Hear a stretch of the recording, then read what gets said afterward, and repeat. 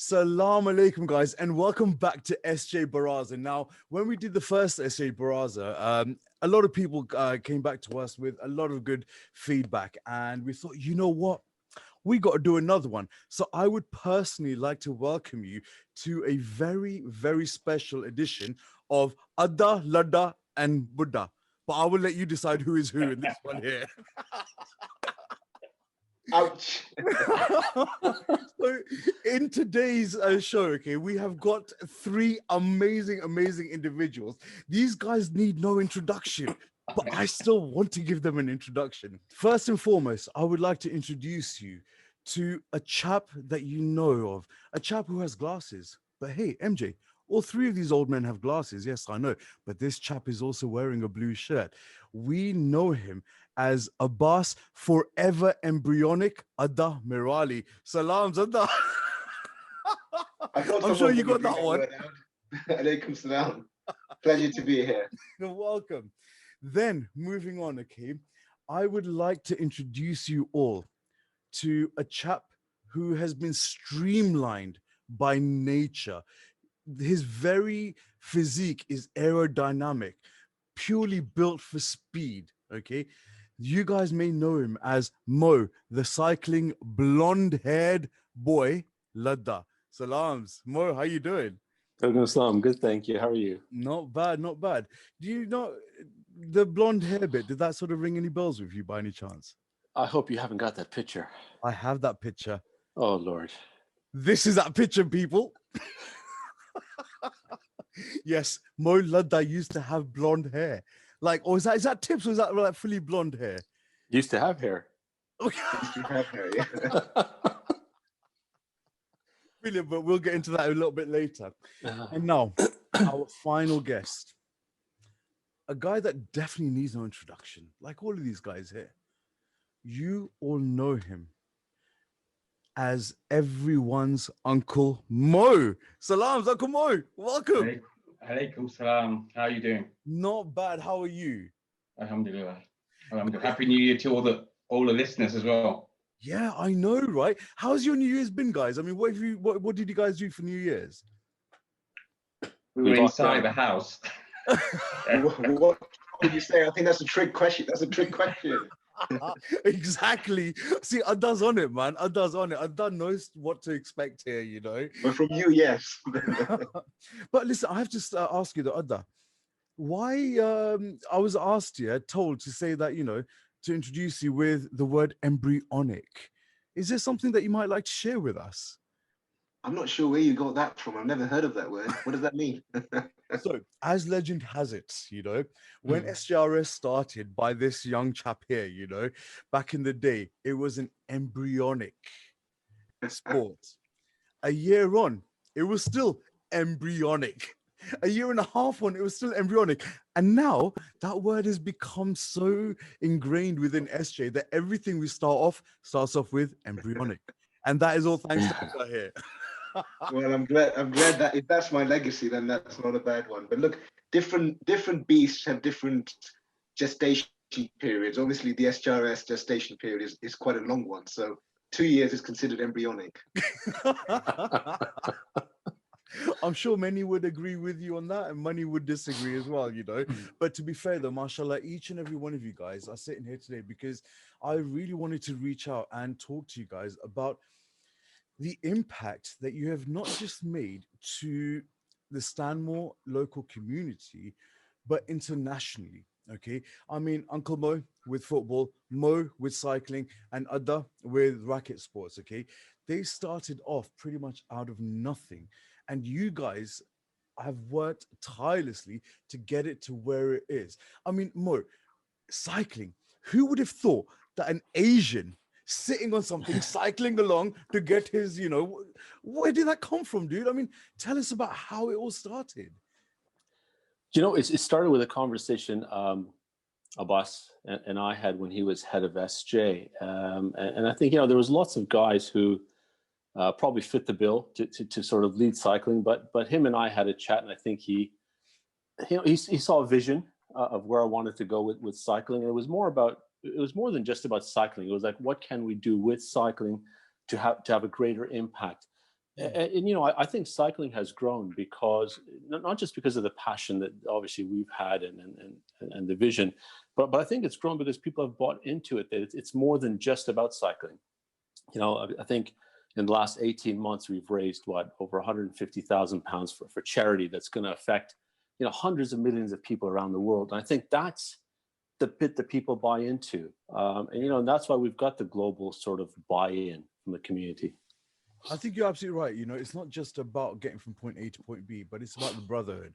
100% the brotherhood, you know, the bonds that are forged. I mean, from last year's ride to this year's ride, you know, the amount of friendships that have been born.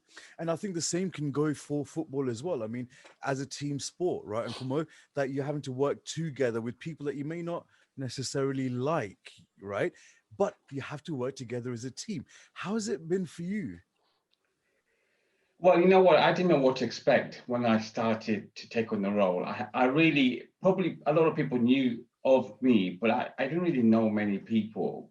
And I think it's sometimes it's just luck.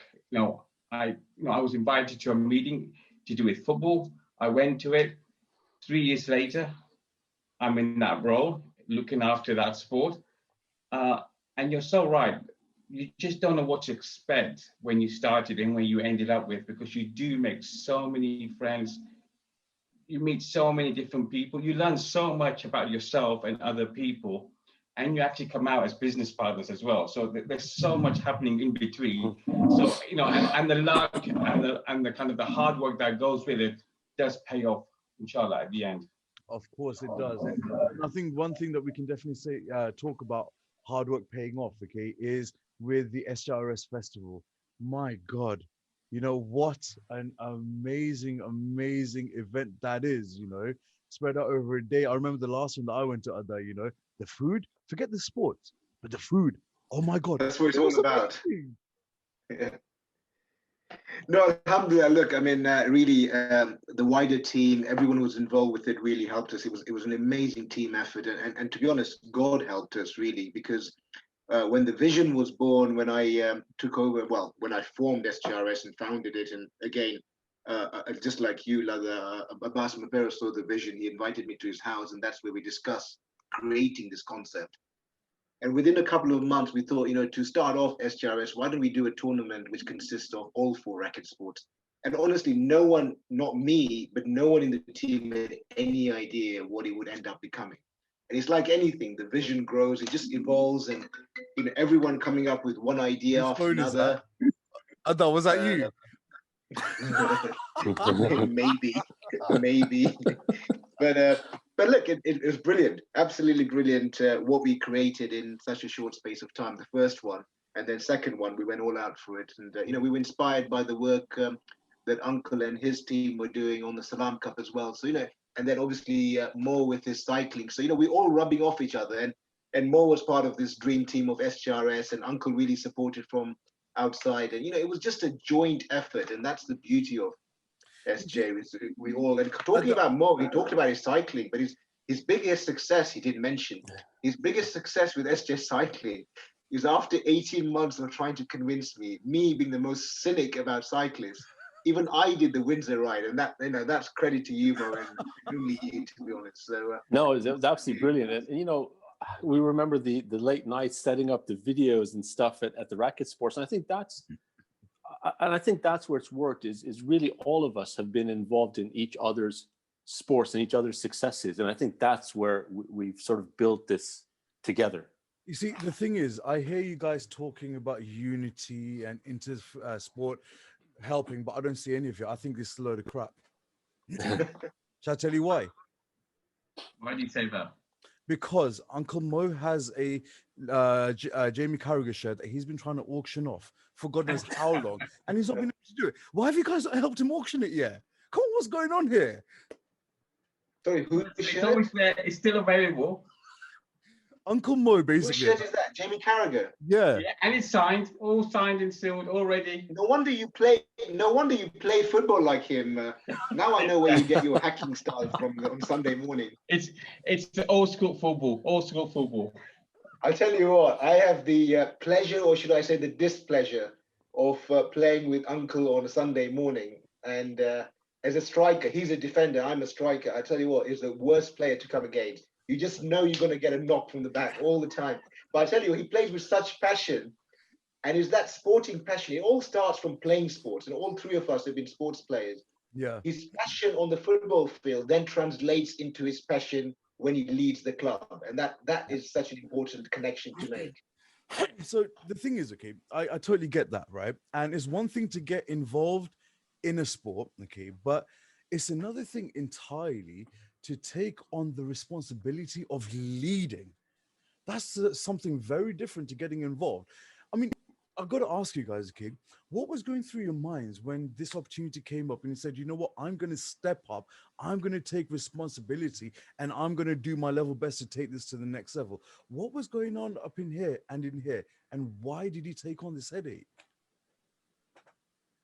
Great question. I remember when I was asked to do it, I had no idea it was coming along. I probably went for it too cheaply. It was a milkshake and a kebab roll. I should have asked for a bit more. At least in a hurry. At least in a hurry, yeah. And you know what? I had significant reservations about doing it because I wasn't sure I was up for it. I wasn't sure I could follow the footsteps of Shafiq, for example, who obviously started off SJFA. And, you know, you just don't know what to expect. And I've never been in that role within the community. But, you know, sometimes, like I said, you just got to do it. If you get the team behind you and you have the right team, you learn, you make mistakes. But overall, you know, you're gonna develop yourself, hopefully, over that time, like I said before. But I just didn't know what to expect. Apart from I was very nervous doing it because I knew over the last 2 years before I joined, it was a great 2 years before I joined. So I just was very scared that it was gonna go backwards rather than forwards. Of course, that is a massive responsibility that, you know, that rather than taking the club forward, you end up taking it backwards. I mean, Mo, what was going through your mind, you know, at that point, that this is something brand new, no one's done it, but yet you're the one that said to Abbas, look, I think there's a scope here. Why would you step up to the plate like that? You know, honestly, when I started, there was about a handful of guys, and we used to do sort of, you know, weekend warrior cycling. And I thought, right, it can't be too hard to just manage this and put under the SJ umbrella. And, you know, and then I used to do an annual sort of family ride at the London sort of the Prudential Free Cycle, and we used to take all the kids down. And I thought, well, you know, I sort of take 30 kids anyway, so if I get 30 more, we're okay.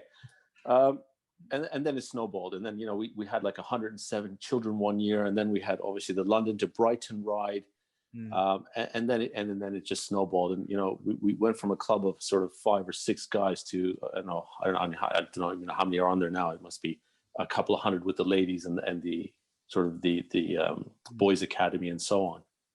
So, but, you know, I thought, again, like Uncle Mo, I thought, you know, this can't be too difficult. You know, it's small. We started, but it very quickly becomes a lot of work. And then you almost trying to balance your time between, you know, a strategic role of, I have a vision I want to deliver versus the day-to-day operations. And it becomes difficult to manage unless you get the right team, I think. But that just shows you, if you have the passion for the sport, which you clearly did, if you have a vision where you want to be potentially, not where you might end up, which is probably where you did a great job in terms of where you ended up, that passion, that vision, and a lot of damn hard work, it pays off, because if you put those three together, they're great ingredients to a final product. Yeah. And I think, you know, I working with Abbas at SGRS, I learned, you know, very, very quickly that, you know, if you listen to lots of people, you get lots of great ideas, and then you can filter, and then, you know, from that you develop a clearer vision. So, Ladha, tell me, okay, if you had to go back, all right, and do the whole thing again from start, what would you do differently? It's a good question. It's a tough question as well. I mean, I was really fortunate, as I said before. You know, outperformed any expectations. I set the bar high, and I think even despite that, we outperformed. So, and I was blessed. I mean, Uncle, you mentioned 3 very good points. The 4th point is the team, and the team is not just it's a function of the leadership as well, because you bring them together, you set the vision, you articulate the vision, and you get everyone to buy in. And the just like embryonic, you joke about, but the real legacy word for SJRS is the dream team. That's become a famous. I think I mentioned it just off the cuff in one of my first speeches, and it just gotten on. But it's true. That team who started with just me and Sitain, and ended up being, God knows more, was it 21 people at some stage? Yeah. And interestingly enough, it just ticked. Everyone bought into it. Everyone was singing along the same hymn sheet, common purpose, and we achieved far more than we ever thought we would achieve in such a short period of time. But if I was to look back to answer your question a bit more critically, and it's difficult to do it in 2 years, but I would have liked, particularly with tennis, but we certainly achieved it in badminton, because by the end of it, there were 13 boys representing Hertfordshire County in badminton, which is quite an achievement from 0 to 13 in that period. And that's a function of the momentum we created and the input the parents put in as well. But I would have liked us to be able to develop a few more sort of outstanding, talented kids, or inspire more parents to do what maybe, say, someone like Ali Habib's parents have done with him, to go out. Because, in 1 hour a day or 2 hours a week, you're not going to really make star tennis players or star table tennis players of badminton. It needs to kind of, and maybe in hindsight, I think, and that's the journey now, and unfortunately the pandemic has come, but maybe we could have created 1 or 2 more star kind of performer players. We created participation, but we didn't create 1 or 2 more sort of Ali Habib type of kind of things. And maybe I'm being unfair on myself, because 2 years we were just sort of starting from scratch. It's a long way to go, but that certainly would be the next step. But I suppose though, at the same time, you got to aim high to get there. You got to aim at the stars to hit the treetops, right? Sure. So absolutely. in that sort of respect, 100%. I think in terms of all 3 sports, you guys have had very high visions, and let's be honest, you've pretty much damn near hit bullseye with a lot of them. I mean, Mo, I'll be honest with you. I think I know what you would have done differently. I think I know this for a fact. Okay, go ahead, tell me. I think you wouldn't have used the same bike that you had the tumble on, because, as legend has it, okay, for those of you guys that don't know this, okay, Mr. Ladha was cycling down Wembley Hill. What was that road called? That you were actually, we were actually going up the hill, but we had such momentum, and we were actually, I think being a bit silly, we were sort of racing in winter on going down into Wembley, and we obviously picked up a lot of momentum going in, and then the hill, and then the pothole, and the rest is history. So yeah, basically you took a tumble, right? So Uncle Mo and Adda, let me ask you guys a question, okay? Mo took a tumble, okay? What do you think was the first thing that he said after he was helped up? After he was helped up? Is my bike okay? Absolutely. Mo specifically fell on his shoulder, injuring it so badly just to protect his bike. Now that is dedication. I'm guessing it was it's a few £1,000, so I'm not surprised he said that. Yeah, a little bit more. It's more expensive than his car. Let's put it that way. Well, I'll tell you what, the bike didn't have a scratch on it. I wasn't as lucky, but the bike came out okay on this one. My God. So Mo, well, that's a good answer. I wouldn't have guessed that. I was going to guess is someone else okay in case other people had fallen? Because Mo always looks after other people. He's always caring. Not when his bike is concerned. Bike comes first. Yeah. But Mo, on a serious note though, looking back at your time from starting SJ Cycling up until handing it over, what would you have done differently throughout your tenure? I would have hoped that we'd have had a bigger global presence. There's lots of global cycling, and I think we gained a little bit of traction this year with obviously the sportive and raising the money. I think I would have liked to have more traction. I think I would have liked to have more buy-in. And really, we had the ride in 4 cities this year. And, I would have hoped it would have been more, there'd been more global participation. but I think, look, I think it's we're building on it, and let's be absolutely honest. Imran's doing a fantastic job building that bit now, and sort of getting that global buy-in for next year. And you're seeing more and more global virtual rides now, and more people participating. So I think that's important. I know a lot of guys over Christmas went to Dubai, and because we now have that contact, they were taken out and they were sort of cycled around Dubai with these guys, and I think we're building these relationships, which is that's the bit, isn't it? We're building the relationships, and we're hopefully helping greater humanity doing it. Beautiful. So, Uncle Mo, what would you do differently with SJFC?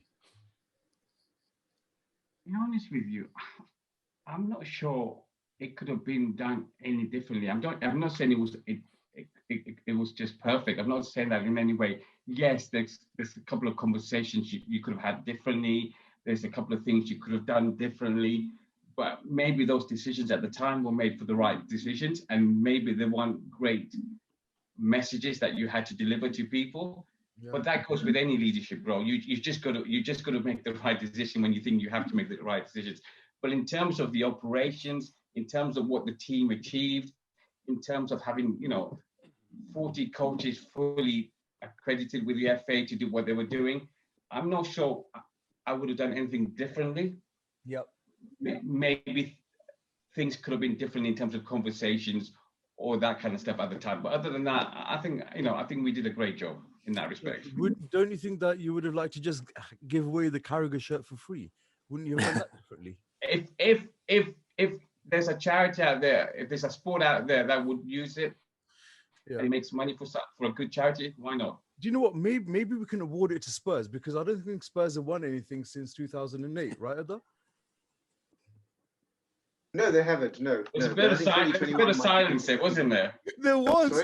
And there's like, do I explode in him right now? Or do I take it easy? No. Look, I've supported Spurs since I was 4, and I don't support them because they win trophies. I don't. So why do you support them? I'm loyal. I'm a loyal person. I stick to them. But 2021 might be different. We're in a final. Although I'm not sure just to interrupt you there, yeah, you're a loyal person, which reminds me of the scene in the Titanic. When the musicians they went down the ship. Is that how loyal you're going to be? Sorry, what are you talking about? Even they left the boat eventually, yeah. Yeah, eventually, yeah. No, fantastic. Well, okay, so just getting back to the thing, okay, there's one thing that I know that I wish I would have known when I was a lot younger, okay, and that is to do with succession planning. Now, all three of you guys very recently have, stepped down, from your positions, haven't taken the club to such an amazing level. Now, when choosing your successors, there must have been some qualities that you were looking for. So for all of the young members out there looking right now who want to aspire to be in the positions that you're in when they are older, inshallah, what are the qualities that they need to develop within themselves to take over a club and to deliver a vision? Well, I don't know if I go first. I think we kind of mentioned that in some of the earlier conversations about the 3 or 4 points, but I think they were spot on.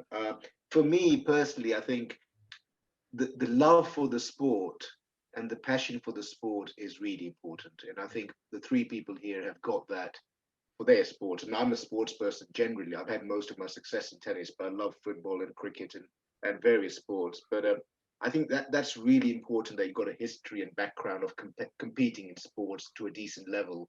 And it's not a necessity, but I think it helps. It helps. That brings the passion side of things that Uncle was talking about. And then the other 2 were leadership qualities. Clearly, you've got to be able to have a vision, be able to articulate that vision and sell it to your team. Because you alone can't do everything. You need a good team with you. And if you haven't got those skills, the people under you, because look, we all do this as volunteers. None of us get paid to do this, right? So, the team can be only as good as your leaders and the vision they set and how they take you, with them.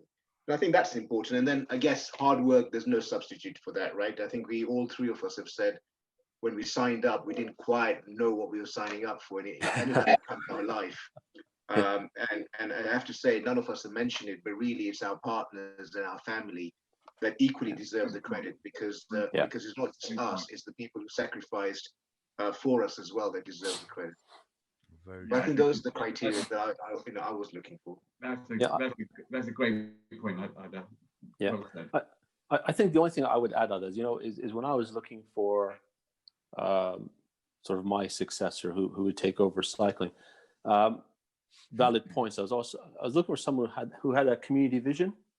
It is it's a community club, and with cycling we don't say we're a cycling club, we say we're a community club, right? And having that longer term community vision, and this was sort of bred into me by my dad, and very much that whatever our religious beliefs are, our political sort of viewpoints, our ideological viewpoints, sports brings us together, and as a community it keeps us together. And I think that's the bit I was looking for as well when I had my successors. What is your vision? If it's a community vision, then absolutely I think we'll be successful. Uncle Mo, anything to add to that? I just wanted to find someone, full stop. I'll be honest, that's the truth for all of us. And the first book I did, like Nazir. You know what? I mean, Abbas mentioned some of the good points, and I think Ladha mentioned a couple of points. But you know what? I really remember this. It was 2 years. I'd done 2 years, or I was 6 months away from 2 years, and I was looking at some succession planning in terms of who could take over. And I remember we were having a coaches meeting at the hub, and we had, a good turnout, around 30 plus coaches. And I at the end said thank you to them and said, look, 6 months away, we need someone now to step up within the team, because I think it's important. And maybe you mentioned about it. You need someone ideally who has the passion, who has the hard work in them, who I think you can see just from the way they've interacted with parents, with boys, within the sport, and you can see they're up for the admin that comes with it. Because let's not forget the admin that comes with it. You can see that they have it in them to do so. So when I stood up and asked the question, is someone ready to step up? There was no one at that stage to step up. But that was like 2 years, and to be honest with you, I was probably physically, mentally quite tired, because you do put everything in it, and I see the other guys nodding because they know what I mean. And then it didn't really happen. So for 1 year, I carried on, and that 1 year we rolled out the adults. But what I did have, which was great, in that third year, I think Nazir joined the team. And to be honest with you, again, comes back to my word luck. And maybe you have to make your luck. But within a couple of weeks, a couple of months, I knew he was going to be the one who could take over. I'm not sure he's a footballer, if he doesn't mind me saying that. But what I could see was the hard work ethics that he had in him. He had a son within the sport that always helps. And he was a hard worker, and he was always sitting in front of a laptop all the time. All those put together was a perfect match for a successor in my eyes, at least. Totally. To be honest with you, I mean, just seeing the people that have taken over, I know all three of the individuals from all three sports really well. And honestly, you're absolutely right. The hard work, the passion, just that drive that they've got is unbelievable. And I think especially for all of our younger viewers out there, okay, that guys, you know what, when it comes to hard work, it's nothing really to be scared of. If you're enjoying what you're doing, it's not actually hard work. No one's exactly asking you to do algebra here, right? Just do what you enjoy, do what you're good at, and focus on it. And another piece of advice that I definitely give to every single youngster out there, okay, who does want to get into this position, is start early. As soon as you're able to volunteer. You want to footballing, volunteer with SJFC. Cycling, get into SJ Cycling. SJRS, get into SJRS, and do whatever you can and start and learn from each and every one around you. You're not going to go straight to the top, You will work your way up. And not only will you become a better sports person, but you're going to develop some amazing skills that are going to help you throughout life. And let's be honest, guys, in the positions that you're in now, mashallah, you're all, good professionals, mashallah, in very good careers. Okay. So you've been able to bring in a lot of skills and run this in a professional manner. Whereas youngsters coming up, they'll be able to learn off you guys, right? All of these skills, how to communicate, how to do the admin side, how to run things, how to get organized. And that's something that they can use in their own lives. And I just want to add a bit more to that. And I think Mohammed and Abbas can probably confirm this, is that even though you have a great team around you and you're probably leading that team, you have to be prepared. You have to be ready to get your hands dirty. So when that means you're going to be doing the admin and you're going to be replying to the WhatsApps and you're going to be looking at that spreadsheet and you've got to make sure you do that refund, you've got to be prepared to do so because you're all working as a team. And I think probably the other guys will confirm is that even as a team, you know that maybe your secretary or your treasurer are having a busy week. You know that you've got to fill in their feet, in their roles when they're busy, because otherwise the work won't get done. So you've got to be prepared for that as well. Exactly. I suppose. No, I think that's absolutely true. Absolutely true, Uncle. I think what it is, when you're in our positions, the biggest thing is the buck stops on you. So it doesn't matter how much you can delegate. And I think my team will tell you that delegation is one of my good skills. And I had a very good deputy as well in Sydney. But the buck stops on you. And at every given point in time, as Uncle says, you need to be on top of everything. All the things that are going on. The data is so important. It doesn't matter if I'm not doing the crunching, but I know in my mind what's happening where, in which department, sometimes more than the people themselves, and that's quite important. And to be able to do that, you got to be in tune with the team. Whether you kind of doing the admin or not doesn't matter. It's knowing that if something goes wrong, it's you're responsible. I got to tell you, Abbas was on it. Yeah, I remember when we were doing SGRS festivals, every morning, the 2 weeks leading up to the festival, every morning, 9 o'clock, as I walk into the office, I had a call from him. Right, where are we on media? Who have we got? That's an exaggeration. I can actually attest to that. Because when I was doing the video, right, okay, for the SGRS tournament the night before, we were up till Fajr. So was Ladha. We were doing the editing because I had to go out, around Fajr time. And but that's different. That's because I didn't know you then. That's because I didn't know you then, MJ, and I probably didn't trust you and Rauji to put something sensible out. Half an hour before Fajr, we get a call from him saying, "Listen, I need to make a change." I was like, "Hell no, you don't." That's it. I'm going to sleep. Oh, sorry. I apologize for that. No, it's all it's the adrenaline, it's the adrenaline. I know, no, absolutely. But again, this is testament, okay, that the night before a massive festival, the guy that's meant to be leading it didn't sleep. And I'm sure that's the same thing with you, Mo. When I done your interview for the London to Brighton, what was the first thing you said to me? You could not sleep. Every single person I interviewed said Ladha was the last one on WhatsApp continuing. We had to put it on mute. We kept talking. And Uncle Mo, with the Salam Cup and things like that, I've seen how you work. Not only in the days leading up to it, but dude, on the day, 1 minute you're here, 1 minute you're there. Like, where's Uncle Mo? He's everywhere. It's, it is definitely a hard work, okay, and commitment on that. Now, when we do talk about all of these sports and everything, every single manager, every leader, okay, has always got that one game, that one competition that they remember for the rest of their life, whether it's for good things or bad things. What is that one game that you guys will take away with you throughout your time?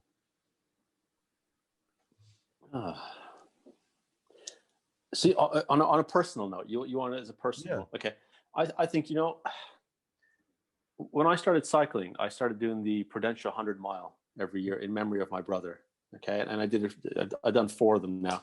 And I'll tell you, the last one I did in 2018, still sort of in my memory. It was a fantastic day. It was a brilliant sort of, I'm sportive. It was probably one of the few years that I've been healthy the whole year. So I had a fantastic sort of competitive run at it. I think that one stands out. in my memory of cycling over the years, I think that one really sort of resounds. And I remember the picture at the finish line, and till today I still remember that sort of that was the one. Nice. Uncle Mo, Ada, what about you guys? Yeah, let me think a bit more. You go first. Well, no, I think Ada needs to think of a Spurs game, right, that he remembers. Oh, sure. That wouldn't go very far, but No. I mean, I could talk about that if you wanted to. No, I want to talk about you, man. No, so tell me about my my sporting career or my SGRS? You're talking about it. Basically, throughout your entire life, one game, one sport that has really that's gonna go with you. That is so tough. That is so tough. To pick just one, if you're going to keep me to one, that's tough. But I might just go for two. I tell you what, the first tennis tournament I ever played, I was 9. I didn't even know. I mean, my cousin had entered me into the tournament, the Coast Open, which is quite a big tournament in Mombasa. This is going back. I was still in Kenya then, and it was an annual tournament in December every year. Quite a big event. I was 9. We got entered in the under 12 category, which was the most junior category. And I got no idea. My cousin signed me up. I turned up. First round, we were playing doubles against the first seed. They were called the Chudasamas, who some of the listeners will probably recognize. And I didn't know. I was 9, but these guys were the top Kenya's top pair. And we ended up beating them. And to me, I still think it wasn't that big a deal because it was like one kids against another kids, and we won. Big deals. I think it was 7-6, 6-4 or something like that. And you go, and those were the days. And this is what inspired. The reason I'm telling you this is kind of what inspired me to do what I did with SGRS. And those days, it's not like the early days of Mamt here when like 5 people are watching you. They're literally the whole community is there, and they were watching you. You go into the clubhouse in the Mavita Tennis Club, and everyone's saying congratulations. Everyone's hugging it. I'm this sort of 9-year-old. But that was the start of that addiction, the addiction to compete, the addiction to win. That kind of everyone saying, wow, Abacha Conche, who are these kids who've beaten these top players? And it was me and my cousin, who's also known Abasli. And, but, we created the biggest upset, and that gave me a buzz. And, that's always stayed with me because after that, I played many, many tournaments. And as I said, cricket was my first love. I mean, funnily enough, at the age of 11, I got picked to play for Jaffrey. I think Kayam might remember that, and Abbas and Pera and them lot from Mombasa. But again, that was such a big moment. And this is why what Uncle's done with the kids at SGFA, and Mo did that particularly because I saw that with the under-16s for the cycling. And I did that with the kids in rackets. It's so important to give these kids the opportunity to shine. They will, if I can remember at the age of 44, my best memory being at 9, then can you imagine that what we're doing for these kids? I hope one day they'll remember that Uncle gave them the opportunity to play their first league match at 9 or whatever. It's so important because it will stay with them. And until today, people who know me know that I really love competing and winning.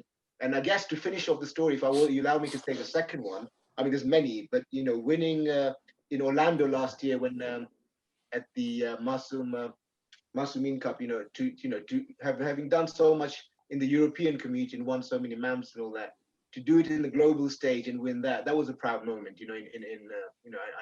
It's quite nice that even if I don't win anymore, to finish off my sort of career, that would be quite nice. But alhamdulillah, look, God's given me. It's all it's all at a very amateurish level in the grand scheme of things, but it doesn't matter.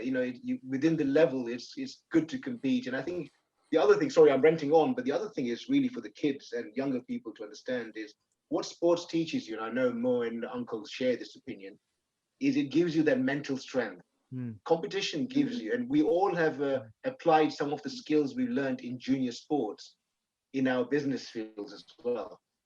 And some of the successful business people show a lot of competitive elements on the court, on the football pitch, or wherever, and that's quite important. The kids it's funny you mentioned that. What SJ are doing for the kids are so grateful. They should be grateful. Sorry, Mo, just one quick thing, yeah. It's funny that you should mention, okay, that you guys are competitive yourself, because I do remember hearing somebody on this Zoom call once saying to a group of kids that at the age of 50, I can outrun you. And I would really like to see that. So that competitive spirit doesn't die, does it? Yeah, Uncle Mo. I wonder who that was, eh? Sorry, Ladha, go on, bro. I had to get in with that. That's right. I just wanted to pick up on Abbas's point, about the kids. And, this year, for the first time, we took the under 16s on the 54-mile journey during the sportive. And, these were kids who sort of, not kids, I guess, young boys, young men who started with us. They started training earlier in the summer, and, they were doing sort of 10 miles, 11 miles. And at that point, there was a lot of them who didn't think that they would ever do 54 miles. And, for them to have finished that sportive and cross that finish line at the end, the look on their faces of achievement, absolutely unbelievable. And I agree with Ada. That will stay with them for years. And it is about that mental strength. And if they apply that to their studies and whatever in their future lives, it'll give them success. Definitely. So, Uncle Moy, what about yourself? What's the one game that you remember? I'm going to say, so I haven't got anything at a high level, and I'm going to say two things. When the boys, when our youth and started playing, and I think Abbas mentioned this, when they started playing the league games, I must admit, when I went to our first league game, and I went to many without having any, obviously my own kids playing those games because they're past those ages.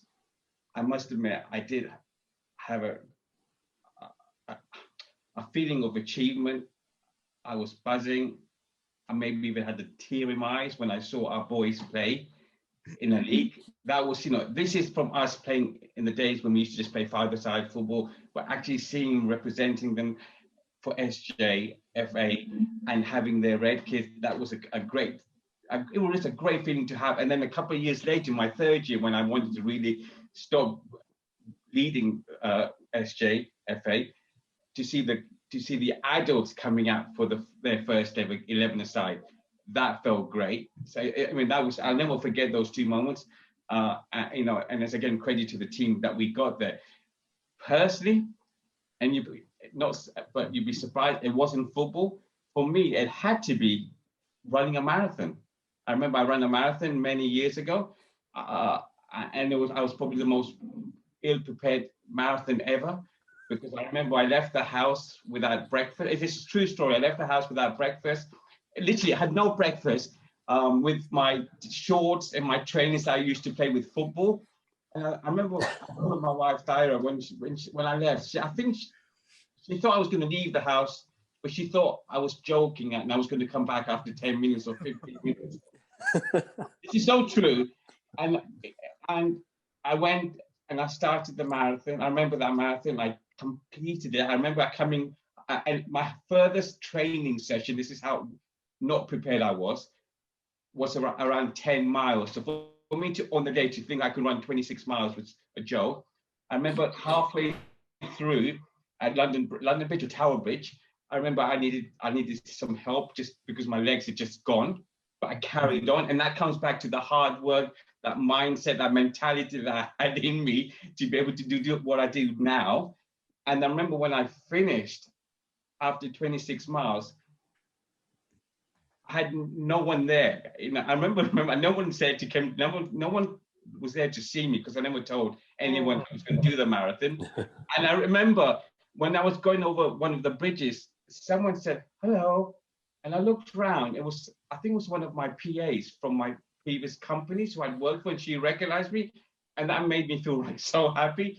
Finished the marathon, took the pictures. Then I went to Charing Cross to go home to Edgware. And I remember when I got to Edgware, I was so tired after 5 hours of running. It was a really bad day. It was just rain. It was so much rain. I couldn't physically get up at all. And I had to get two elderly women who were probably in their 80s to help me up the stairs. This is Joe. They had to help. Uncle, listen, let me get this right. You went from a blonde secretary to two elderly women. Yeah, to help me to go up the stairs, and I couldn't even stand, and I had my foil. You have the foil towels or whatever you want to call it over you, and then I had to get someone to come and pick me up. and then I was knocked out for a week, and I was off sick for work. But that has to be my biggest achievement, because without any training, without any kind of breakfast, I completed the marathon. That's all I know. You know what? I had so many questions here, but I forgot them all now. Thanks. Actually, there is one question though, yeah, that I'm gonna ask all of you guys. If the three of you were to have a race right now, as in a running race, who would win in your opinion? And be open and honest. I would. Oh, confidence. Ladha says he's gonna win. Is it going to be Ladha, Ladha, or Budda? Guys, let us know who's going to... Depends the distance. You got to say what distance. Depends. Yeah. 5K. 5K. No. Yeah, so 50 meters. 50 meters. 50 meters, man, I could probably win. No. 100 even 100. Who would win? I say we give it a go for charity. I think we should. Uncle, me and you on a football field on a Sunday morning. All right. So, guys, you've heard it here, okay? Basically, comment down below right now if you want to see Ladha, Ladha, and Budda running a race for charity, yeah? And as soon as all of you guys say yes, then also write down who's going to win, Ladha, Ladha, or Budda. But again, you can decide who is who, okay? And no, but you got to define the distance. It's a 50 or 100 meters. 100 meters. 100 meters. Let's do 100 meters. Oh, Lord. Let's get this race on. Come on, guys, let's do it. Oh. So, I need to stretch my hamstrings. But in closing, okay. Gotta get I've got so many more questions, right? I've got so many more questions, but inshallah, we may do another section of this. And if you guys want to see a continuation of this with other Ladha and Budda, let us know. Then we'll inshallah do one. But in closing, what would you like to tell everyone at home? Okay, any words of wisdom that you'd like to impart in the next, within the next 30 seconds to the people that are watching? Uncle Mo. Well, if you can see the success that the sport brings to the community and how it brings everyone together, and we're telling you as a group that it does do that, but you need people to make it continue because there has to be sustainability for long term. Go out there and help. Don't just be a parent. Don't just be a spectator. Go out there and help the current team to, over time, become leaders, become helpers, become volunteers, you name it. Everyone has a role, because we have to let this institution grow and grow and grow, because if you don't, we're missing a big part of our lives, which is sport. Ladha. Yeah, I think well said, Mo, Uncle. But similarly, I think what my advice would be not to take what we've got for granted. You know, what the club we've got is so unique. And I was lucky, going back to my Mombasa days, to have Jafferys Sports Club, which was my life. And in some ways, we recreated that here in the last 4 or 5 years. And I would say to the membership, don't take it for granted, because when I go out and talk to other institutions about what we have, everyone's so envious about what we got. Yeah, brilliant. Mr. Mo. I think, we're a community, stay together. Hashtag we're making a difference together. Love it. Love it. Uncle Mo, Ladha, and Ladha. On behalf of every single one of us, thank you so much, for your service, for your hard work, for everything that you've done. You guys are true inspiration to a lot of us. You're an inspiration to me. And may Allah bless you guys for everything that you've done. And may He bring this race forth as soon as possible. Ameen. Guys, thank you so much for joining us, and let us know down below who you think is going to win in this race, and whether you want to see this race or not. And inshallah, we will see you for the next SJ Baraaza. Guys, thank you so much. Khudafis. Thank you, guys. Thank you.